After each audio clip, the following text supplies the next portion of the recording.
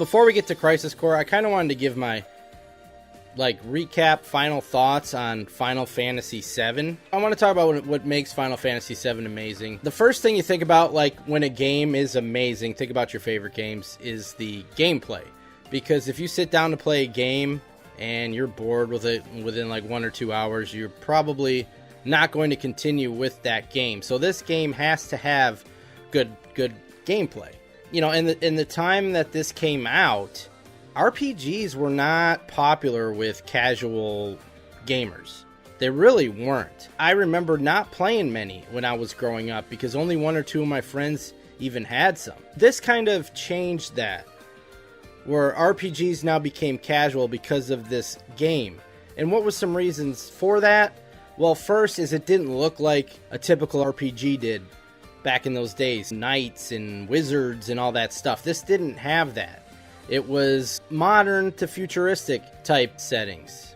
So that was one reason why casuals were drawn to this game, is it wasn't like typical RPGs at that time. You didn't need to be an RPG nerd, didn't need to be a stat nerd. It wasn't complicated. Materia system's easy to learn. Like, the game isn't really that difficult. I went through, this was the lowest level I've ever been at when I completed the game. And something happened that I didn't even know was possible. I was very confused. If you guys are here at the end, I'm like, why is my party not splitting into 3? Because normally when you get to Sephiroth, you use all party members and you split them into 3 groups. That didn't happen for me. I was very confused. I didn't know what I screwed up. Well, I looked it up after the stream. Apparently, if you are too low leveled, that does not happen. So this was the lowest level I've ever been. I only died twice throughout the whole game, and that was because I think I ended up killing myself because they confused Tifa, and I had her OP'd and she just murdered myself. So the game wasn't that difficult, so it wasn't like casuals would pick it up, play it, and then put it down after an hour because they couldn't figure it out. There was a lot of hype around it too, and there was a lot of talk. First off, the ads in the game magazines were big. It made the game look amazing. The game was on 3 discs, and for some reason that was like a huge deal. Wow, this game is so big it has 3 discs. And it's the same price as a normal game. The cutscenes and the FMVs, that was stuff like a lot of gamers had never seen before. Let's be real, who had a Sega CD? I didn't. I never played the Sega CD. So a lot of this stuff that you see in Final Fantasy, or Final Fantasy VII, was like new at the time. But when you really think of like greatest games and fun gameplay, like the best games, what are the best games to fight in, to traverse levels, that part of it you don't really think of Final Fantasy VII. The reason why this game has been so relevant to people all throughout the years is its characters and its story. Why we are on this road to rebirth is we're getting ready for the second game in the Remake trilogy. This Remake trilogy would not be happening without the characters and story. Straight gameplay alone of Final Fantasy VII would not have got a remake. When Remake came out, it was 23 years after the original game. Without the characters and story, we would not be getting these 3 new games. When you think about the detail of the characters, like just look at the main 9 party members. And yes, there's 9 party members. Every single one has a fully fleshed out backstory except Cait Sith. We'll get into that, but all the rest of them, fully fleshed out backstory, and you know the path that they are on to go through the game. So there's many characters that you can connect with or care about what happens next. Let's start with Cloud. What's interesting about Cloud in the original Final Fantasy VII, for 2/3 of the game, he's telling false stories about his life to everyone, and including us as the player. It's not just like that he's not who he says he is. There's actually somebody out there that did all those things that he's saying that he did. So Cloud's on a journey in this game to find out who he really is and to settle a score from his true past with Sephiroth. So Barret, right? Barret, you see, he's out to save the planet. He's in charge of Avalanche, and he's going to do whatever it takes to stop the evil Shinra from sucking up all the Mako. But it's much more deeper than that, and you find that out as you go along. He's doing it for his daughter. He's doing it for his hometown that no longer exists, and that he blames himself for it being burned down by Shinra. So while at the beginning of the game, you just think he's this guy leading an organization trying to save the planet, there's way more motivations for Barret. You can feel his heartache when he doesn't want to leave Marlene behind, and especially with the conversation between him and Elmira. But he's doing what he feels is best for her. So Tifa, we talked about Cloud, who's pretty much not telling the truth about himself for 2/3 of the game. Tifa knows this. She knows the entire time he's not telling the truth. But she doesn't tell him, she doesn't tell the other party characters, and she doesn't tell us. She's keeping this all inside, she's keeping this a secret, and then Sector 7 gets destroyed. She loses her entire life in the blink of an eye. All her friends die. The bar that she owns is gone. She's got nothing to go back to. She's got nothing.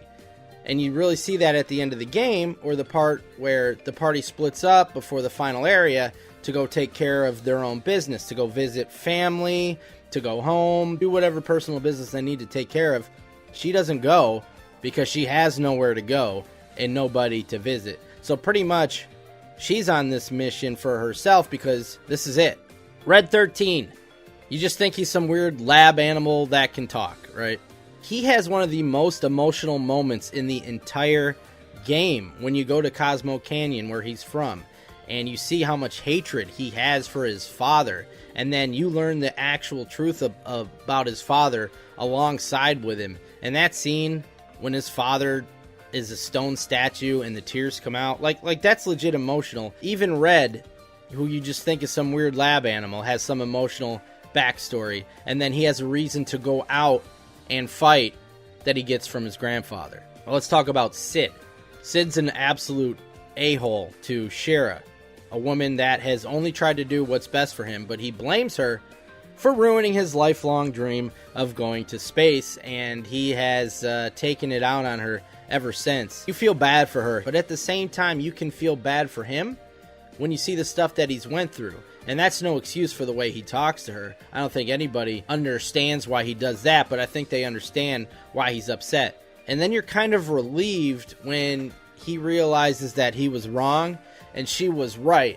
And I don't know if they concluded that even that well in this story, which I'm hoping maybe in the third game here of the remake trilogy, there's more of a conclusion to that, because especially how Shira saves their asses in the end, she deserves a better ending, I think, than she got in that game. That's one thing that I think they could have done more with. So Cait Sith, like I said, he's like really the only one without a backstory. The appeal to Cait Sith is the mystery of who's controlling him, and then the path that person goes on from being a Shinra spy and stealing the keystone and fooling us to kidnapping Marlene and then actually doing the right thing in the end. Then we got the optional characters, Yuffie and Vincent. The first time I played this game, I didn't even know where they were there. I missed everything with them, and you can miss that. And there's a lot of good story and important story details, especially with Vincent. Vincent's been punishing himself for years because of what happened to the woman he loved that he lost to Hojo. He's been punishing himself sleeping in a coffin. Now he's got a chance to join the rest of the group, take revenge on the person he holds responsible other than himself. We learn in Vincent's flashback story the birth parents of Sephiroth. His biological parents. If you skip Vincent, you wouldn't even know that. Yuffie, the other optional character. She's a bit different than Vincent. She's a teenager. She's like 16. She definitely acts like one. She seems like a brat. She seems like a thief. But then when you get the reality, when you go to Wutai and you do her side mission, like she's on an actual mission to bring glory back to Wutai, to her city. Because it's become like a tourist attraction, a tourist stop, ever since the war that they had with Shinra. It's a shell of its former self. She is like 16 years old. She goes out in the world on her own, traveling the world to help her own people. And then lastly, Aerith. Perhaps the saddest journey of them all, but nobody is stronger than Aerith. Think about it. She was held captive as a child. She never knew her father. Hojo murdered her father when she was, 20 days old? Her birth mother died after escaping being held captive by Shinra. Her mother died. So then she's adopted by Elmira. She ends up meeting Zack, which we're going to see shortly in Crisis Core. And then he goes away one day and never comes back. And she has no idea what happened to him. You go from that to present day, she's being watched by Shinra nonstop, eventually kidnapped, and still she's the least selfish person of them all. She chooses to march to her death so that everyone else could live. She sacrificed herself for the good of the planet. There's no sadder or stronger story than Aerith. And those are just the main 9 characters. So look at the people outside the party. Sephiroth, the Turks, Reno, Rude, Sung, and Elena. Hojo, Dyne, Elmira, like you can go on and on. This is not a world that's filled with generic NPCs. All these people have stories, different characteristics. The detail was there in everything. The characters, they stay with people. They stay with anyone that's played this game. It's not really a one and done for most people. You remember them, you want to relive their journeys, you want to know what happens next, and you want to do it all over again now in brand new games like Remake and Rebirth coming out and whatever the hell the third one's called, because it's like you're going out in the world with them again for the first time. We fast forward to 2020 when the Remake trilogy starts and Final Fantasy VII Remake comes out.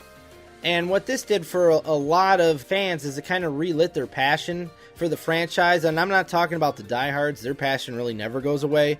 But some of these people, they played the game a lot growing up. They may have played it since then. But playing Remake really like turned some of them into diehards.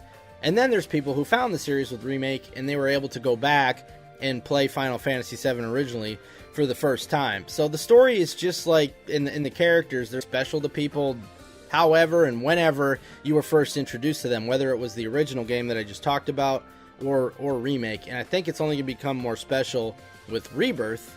So I can't wait